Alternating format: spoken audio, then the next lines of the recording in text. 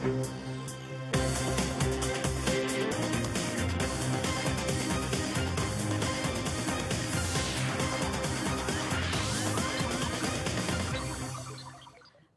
आप देख रहे हैं टैक्स गुरु। मैं हूं प्रियंका संभव। एक बार फिर हाजिर हैं हम टैक्स से जुड़ी आपकी हर समस्या दूर करने के लिए। चाहे आपको टैक्स रिटर्न फाइल करने में आ रही हो दिक्कत या समझना चाहते हैं टैक्स छूट के प्रावधान, आपके हर सवाल का जवाब लेकर आए हैं हम। हमारे टैक्स एक्सपर्ट करेंगे आपकी मदद और आज हमारी मदद करने के लिए शो में है cleartax.in की चीफ एडिटर प्रीति खुराना। प्रीति, बहुत स्वागत है। रिटर्न से जुड़े कई सवाल हमारे पास पहुंच रहे हैं, सभी रखेंगे आपके सामने, लेकिन उससे पहले आपको बताते हैं आज किन मुद्दों पर रहेगा हमारा फोकस। सबसे पहले बात फॉर्म 16 की। क्या आप बिना फॉर्म 16 के फाइल कर सकते हैं अपना रिटर्न? इस सवाल का जवाब आपको हम देंगे। अगर एम्प्लॉयर से नहीं मिल रहा हो फॉर्म 16 तो क्या है आपके सामने रास्ते, और गिफ्ट में मिली हाउस प्रॉपर्टी को टैक्स रिटर्न में दिखाने का क्या है सही तरीका। तो शुरुआत करते हैं। इन दिनों अब सभी तैयारी कर रहे हैं रिटर्न फाइल करने की। प्रीति, आई एम श्योर आप भी काफी बिजी होंगी। रिटर्न फाइल करने का एकदम सीजन जो है अब शुरू हो गया है, लेकिन ये बताइए फॉर्म 16 सबसे इंपॉर्टेंट इंग्रेडिएंट है अगर आपको रिटर्न फाइल करना है, और अगर ये आपके पास नहीं है तो क्या हम रिटर्न नहीं फाइल कर सकते हैं? आपने बिल्कुल सही कहा कि फॉर्म 16 बहुत इंपॉर्टेंट है रिटर्न फाइल करने के लिए, बट ऐसा नहीं है कि आप रिटर्न फाइल नहीं कर पाएंगे अगर फॉर्म 16 आपको नहीं दिया एम्प्लॉयर ने। तो रिटर्न ज़रूर फाइल कर सकते हैं। आपके पास अगर बाकी डॉक्यूमेंट्स हैं जैसे कि सैलरी स्लिप्स हो, बैंक स्टेटमेंट हो, फॉर्म 26 AS हो, और आपका जो CTC है जिसमें पूरी डिटेल है कि आपको क्या क्या अलाउंसेस मिल रहे हैं, कितनी बेसिक सैलरी मिल रही है, तो इन डॉक्यूमेंट्स की मदद लेके आप अपनी रिटर्न तैयार कर सकते हैं। ये ध्यान रखिए कि आपको ग्रॉस टैक्सेबल सैलरी जो है वो दिखानी है, तो इसमें डिडक्शंस मत इंक्लूड करिए। डिडक्शंस अलग से आती हैं रिटर्न में, मगर अगर HRA मिलता है, LTA मिलता है, ट्रांसपोर्ट अलाउंस है, तो इनके अमाउंट्स जो है वो नेट ऑफ एग्जेम्पशन दिखाने हैं। तो एग्जेम्पशन उसमें से घटा दीजिए और फिर टोटल निकालिए। तो सैलरी स्लिप की मदद लीजिए, उसमें देखिए कि क्या क्या अमाउंट्स हैं जो आपको मिले हैं, डिडक्शंस को इग्नोर कर दीजिए और TDS को मैच करिए अपने फॉर्म 26 AS से। और एक और बात का ध्यान रखिए कि जो रीइंबर्समेंट्स हैं उनको जो है इंक्लूड नहीं किया जाता as part of taxable salary, क्योंकि वो खर्चों की रीइंबर्समेंट है, वो टैक्स उन पे नहीं भरा जाता, तो उसको इंक्लूड मत करिए। पे स्लिप में से उन सबको अलग कर लीजिए और जोड़ करके और CTC वाले डॉक्यूमेंट से मैच करिए कि क्या अलाउंसेस हैं जो मुझे मिले हैं, क्या बोनस मिला है साल में, तो उसको भी जोड़ लीजिए और रिटर्न तैयार करिए। तो ये बहाना बिल्कुल भी नहीं हो सकता कि फॉर्म 16 नहीं है आपके पास। आपकी सैलरी स्लिप है, बैंक स्टेटमेंट है, CTC की कॉपी है और साथ ही में 26 AS, इसकी मदद से आप अपना रिटर्न भरिए और समय पर भरिए। अब शुरुआत करते हैं अपने दर्शकों के सवालों का, और पहला सवाल पूछने के लिए राजकोट से अनिल कुमार श्रीवास्तव हमारे साथ फोन लाइन पर जुड़ चुके हैं। नमस्ते श्रीवास्तव साहब, बताइए क्या परेशानी आ रही है टैक्स को लेकर? जी प्रियंका जी और प्रीति जी, सबसे पहले आप दोनों को नमस्कार। हेलो। एक्चुअली मैं एक प्राइवेट ऑर्गेनाइजेशन में जॉब करता था। ओके। जहाँ से मैंने जुलाई 2015 में उसको छोड़ दिया, और उसके बाद मैं कहीं जॉब में नहीं हूँ। मैंने एक ब्रेक ले लिया था उसके बाद। ठीक है। ओके। तो और मैं रेगुलरली अपना हर साल अपना इनकम टैक्स रिटर्न फाइल करता आया हूँ, और लास्ट मैंने जो फाइल किया वो FY 15-16 का किया था। ठीक है। ओके। क्योंकि FY 16-17 के लिए मेरी सैलरी नील है, और अदर इनकम में एक्सेप्ट सेविंग्स बैंक अकाउंट से 50,000 का इंटरेस्ट आया है, और कोई इनकम नहीं है। ठीक है। और ड्यूरिंग डीमोनेटाइजेशन मैंने 45,000 का होल्ड करेंसी अपने बैंक अकाउंट में जमा किए थे। कोई कैपिटल गेन्स या रेंटल इनकम वगैरह है? नहीं, कुछ नहीं है। ओके। तो चूंकि मैं रेगुलरली अपना इनकम टैक्स फाइल करता आया हूँ अभी तक, और इस साल यानी 16-17 के लिए कोई इनकम नहीं है, तो क्या मुझे ये इस साल फाइल करनी पड़ेगी या इसको स्किप कर सकता हूँ, ये जानना चाहता हूँ। देखिए अनिल जी, जब भी आपको रिटर्न फाइल करनी होती है तो आपको चेक करना है कि आपकी टोटल इनकम कितनी है फ्रॉम ऑल सोर्सेज। तो सैलरी आपने कहा नील है, बैंक अकाउंट इंटरेस्ट जो है वो 50,000 तक है, और जैसा कि आप बता रहे हैं और किसी सोर्स से इनकम नहीं है, तो आपकी जो इनकम है वो मिनिमम टैक्सेबल जो है इनकम, जिसके ऊपर इनकम टैक्स हो जाती है 2.5 लाख, उससे नीचे है, तो डेफिनेटली आपको रिटर्न फाइल करने की जरूरत नहीं है। मगर कुछ बातों का ध्यान रखिए, जैसे कि अगर आपकी कोई FD है जिसपे TDS कट गया है, और आप रिफंड चाहते हैं, क्योंकि अगर आपकी इनकम टैक्सेबल नहीं है तो टीडीएस नहीं कटना चाहिए था, तो आप रिटर्न फाइल करिए, आपको टीडीएस का रिफंड मिल जाएगा। इसी तरह अगर आप लॉन्ग टर्म कैपिटल गेन्स हैं जो कि फुली एग्जेम्प्ट हैं टैक्स से, अगर वो आपकी 2.5 लाख रुपए से ज्यादा हैं फ्रॉम इक्विटी शेयर्स या इक्विटी म्यूचुअल फंड्स, तो अगर वो 2.5 लाख रुपए से ज्यादा हैं तो भी मैंडेटरी होता है रिटर्न फाइल करना।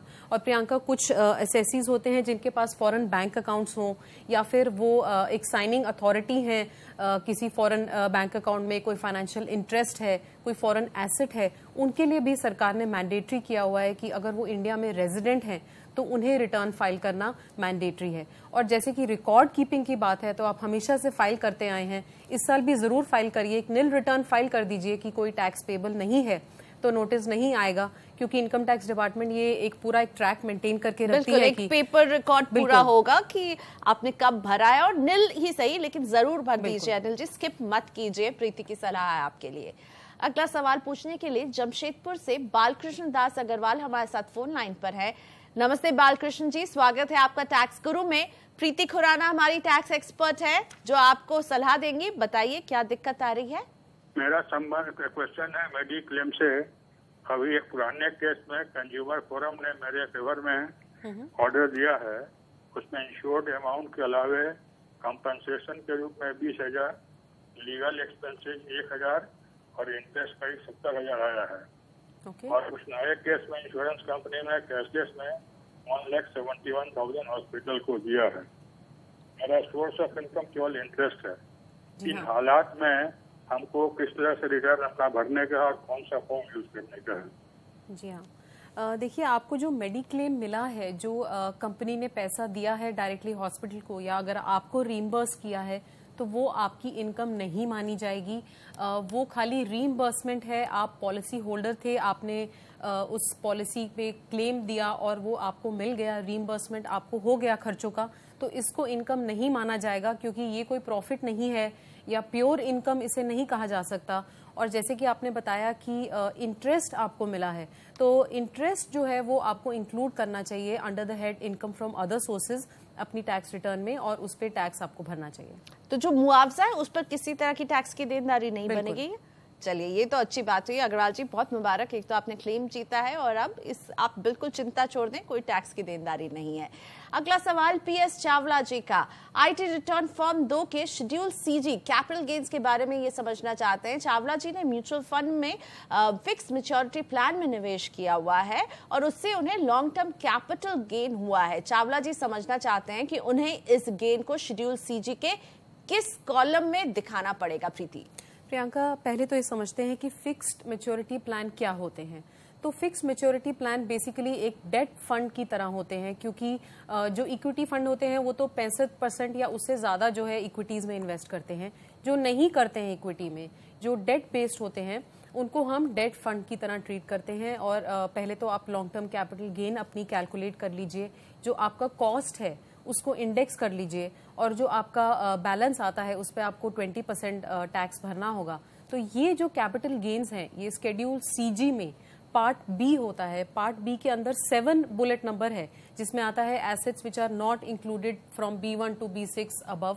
उसमें उसके अंडर आप शो कर दीजिए और अपनी रिटर्न फाइल करिए। ओके, सो पार्ट बी में कॉलम नंबर 7 का ख्याल रखना होगा आपको। और अब रेवाड़ी से हमारे साथ जुड़ रहे हैं राजेश अग्रवाल जी। नमस्ते राजेश जी, बताइए क्या समस्या आ रही है टैक्स को लेकर के। मैडम, हमारी एक एचयूएफ है जिसकी वार्षिक इनकम 6 लाख रुपए है। ठीक है। उस एचयूएफ के अंदर हम 4 मेंबर हैं। क्या हम एचयूएफ का प्रॉफिट हर साल डिवाइड कर सकते हैं पार्टनर के बीच में? देखिए राजेश जी, ये एक एचयूएफ है और ये पार्टनरशिप फर्म से बहुत अलग होती है। तो क्योंकि ये फर्म नहीं है, आप इसका प्रॉफिट इस तरह से नहीं बांट सकते हैं। बट एक एचयूएफ जो है वो सैलरी दे सकती है या तो कर्ता को, या अगर कोई और मेंबर है जो एचयूएफ के लिए काम करता है तो उसको डेफिनेटली सैलरी दी जा सकती है। एचयूएफ का पैन अलग होता है, उनकी इनकम अलग होती है और इंडिविजुअल्स की अलग होती है। तो सैलरी के तौर पर आप जरूर निकाल सकते हैं, मगर इस तरह का कोई प्रॉफिट शेयरिंग मैकेनिज्म नहीं रहता है एचयूएफ में। और अब दूर करते हैं अरुणा लागू जी की परेशानी। अरुणा जी सीनियर सिटीजन है, बैंक एफडी में इनका निवेश है, बैंक में फॉर्म 15 जमा करती हैं और इसके बावजूद एफडी के रिटर्न पर उनका टैक्स 2 बार कट चुका है। पहली बार जो टैक्स कटा है उसका ब्यौरा इन्हें फॉर्म 26 AS में मिल रहा है, लेकिन दूसरी बार जो टैक्स काटा गया है उसका ब्यौरा कहीं नहीं है। अरुणा जी जानना चाहती हैं कि वो इस टैक्स का रिफंड कैसे ले सकती हैं। चिंतित इसलिए क्योंकि 26 AS में भी कहीं मेंशन नहीं हो रहा कि ये टैक्स काटा गया है। बिल्कुल, तो इनके सवाल के 2 पहलू हैं। पहला तो ये कि टैक्स नहीं कटना चाहिए था, इन्होंने फॉर्म 15H जो है वो भरा बैंक को, बट बैंक ने फिर भी TDS काट लिया। और दूसरा पहलू ये है कि अब जो TDS कट चुका है वो फॉर्म 26 AS में नहीं दिख रहा है। तो पहले बात करते हैं कि बैंक ने जो TDS काट लिया, तो आपने फॉर्म 15H जमा किया, बट बैंक ने उसको किसी वजह से नहीं उसको कंसिडर करा और आपका TDS काट लिया। अब आपको इस TDS का रिफंड लेना होगा, और TDS का रिफंड जो है, चाहे बैंक ने काटा है बट रिफंड आपको इनकम टैक्स डिपार्टमेंट से ही मिलेगा। तो रिटर्न भरिए, रिटर्न में जो है उसको दिखाइए कि इतना TDS कटा है और रिफंड मिल जाएगा आपको। और रही बात कि अब ये फॉर्म 26 AS में ही नहीं दिख रहा है, तो अगर फॉर्म 26 AS में नहीं दिख रहा है तो रिफंड भी नहीं मिलेगा। तो इसमें आपको ये करना होगा कि आप बैंक के पास जाइए, बैंक से ज़रूर कोई गलती हुई है, या तो उन्होंने अपनी TDS रिटर्न ठीक से नहीं भरी, या फिर उन्होंने इनकरेक्ट रिटर्न भर दी है, आपका जो पैन है उसके अगेंस्ट किसी और का पैन लिख दिया है। तो अगर बैंक ये करेक्शन करेगा तो आपके फॉर्म 26 AS में वो रिफ्लेक्ट करेगा। तो यानी लग रहा है अरुणा जी आपके केस में बैंक से कहीं कोई चूक हो गई है और इसका पता जरूर लगाए। यहाँ पर लेते एक छोटा सा ब्रेक, अभी लौट रहे हैं। ब्रेक के बाद बताएंगे गिफ्ट में मिली हाउस प्रॉपर्टी को टैक्स रिटर्न में दिखाने का क्या है सही तरीका।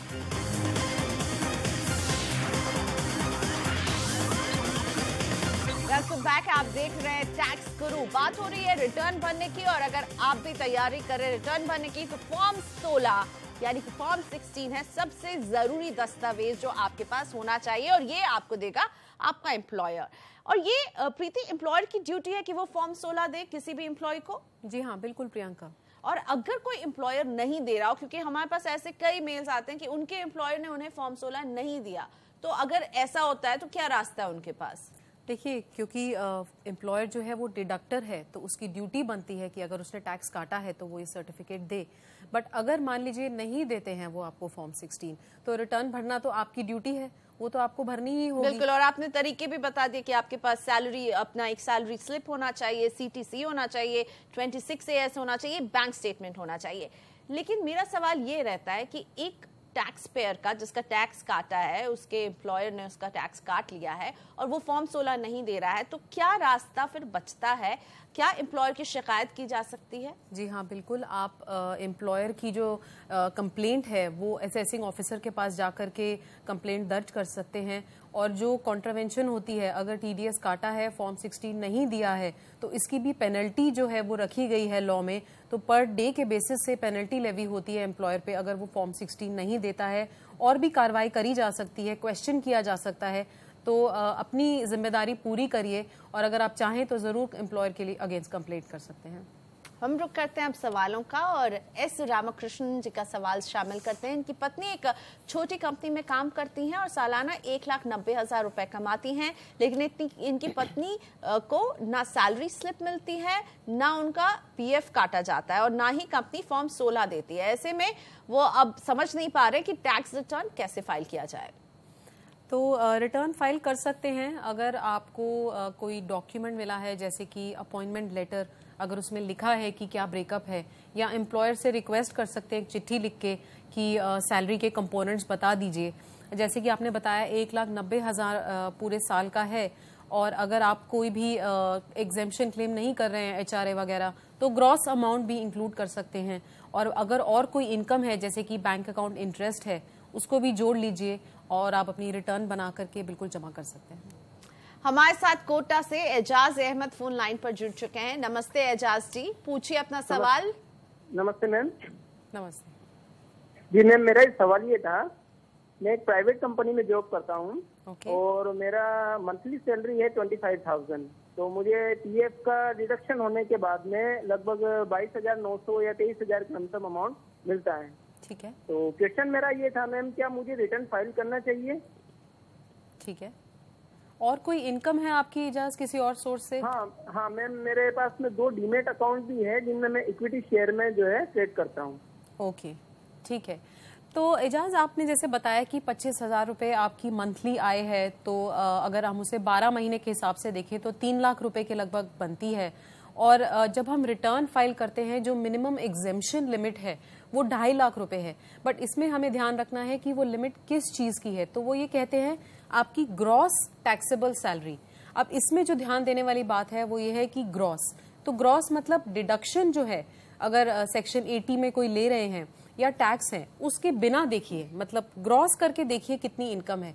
तो मुझे ऐसा लग रहा है कि 3 लाख रुपए आप डेफिनेटली उस थ्रेशोल्ड से ऊपर हैं, तो आप रिटर्न फाइल करिए। अगर सैलरी है तो किसी बैंक अकाउंट में रिसीव होती होगी, थोड़ा बहुत इंटरेस्ट इनकम होगा, उसको भी इंक्लूड कर लीजिए। जहां तक रही बात डीमैट अकाउंट की, तो आप इक्विटी शेयर्स में डील करते हैं और आपके लिए एक्चुअली फायदेमंद हो सकता है रिटर्न फाइल करना। इसके बारे में समझते हैं कि जैसे अगर आप शॉर्ट टर्म कैपिटल गेन आपके पास हुए हैं, तो शॉर्ट टर्म कैपिटल गेन जो होते हैं वो आप रिटर्न में दिखाते हैं, मगर अगर लॉस हो जाए और अगर आप उसको रिपोर्ट ना करें तो आपको नुकसान हो सकता है।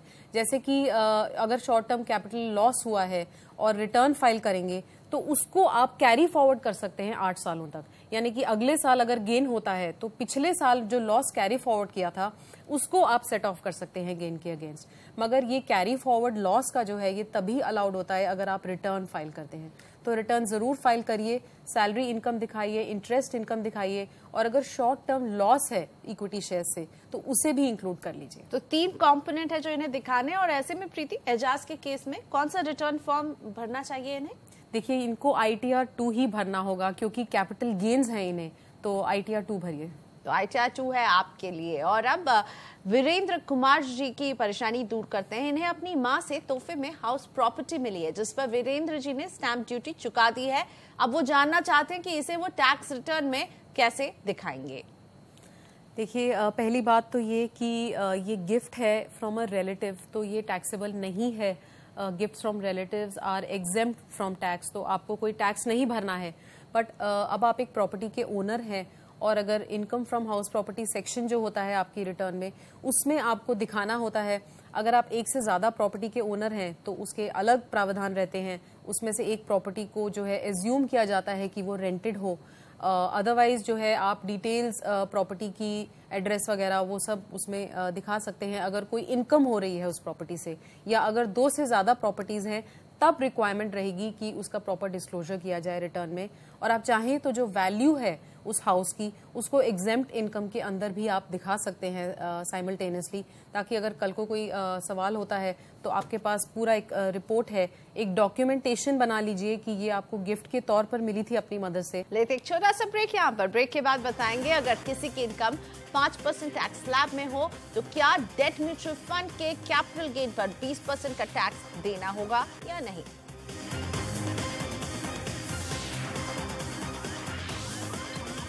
Welcome back. देखते रहिए टैक्स गुरु और बचाते रहिए अपना टैक्स। और अब दूर करते हैं सूर्य मोहपात्रा की परेशानी। सूर्य समझना चाहते हैं कि क्या डेट म्यूचुअल फंड में निवेश से हुए कैपिटल गेन पर 20% का टैक्स देना अनिवार्य है, क्योंकि इनकी इनकम 0 या 5% टैक्स स्लैब में अगर आती है तब भी क्या 20% टैक्स देना ही पड़ेगा। देखिए, डेट फंड्स में ऐसा हो सकता है कि आप 20% टैक्स भरें, बट जैसे कि आप बोल रहे हैं कि आप 0% यानी कि आप 2.5 लाख के अंदर अंदर आपकी टोटल इनकम है, तो कैलकुलेट करिए। सबसे पहले कॉस्ट को इंडेक्स करिए, क्योंकि डेट फंड्स की जब लॉन्ग टर्म कैपिटल गेन होती है, जब 3 साल के बाद बेचते हैं, तो you are eligible to index your purchase price. तो कॉस्ट को इंडेक्स कर लीजिए, कैपिटल गेन का अमाउंट निकाल लीजिए, और अब जो है मिनिमम एग्जेम्पशन लिमिट लगाइए। ये इस बात का ध्यान रखिए कि अगर कोई और इनकम है, जैसे कि इंटरेस्ट इनकम होती है बैंक अकाउंट से, या सैलरी है, रेंटल इनकम है, सभी को जोड़ लीजिए और फिर एग्जेम्पशन लिमिट लगाइए।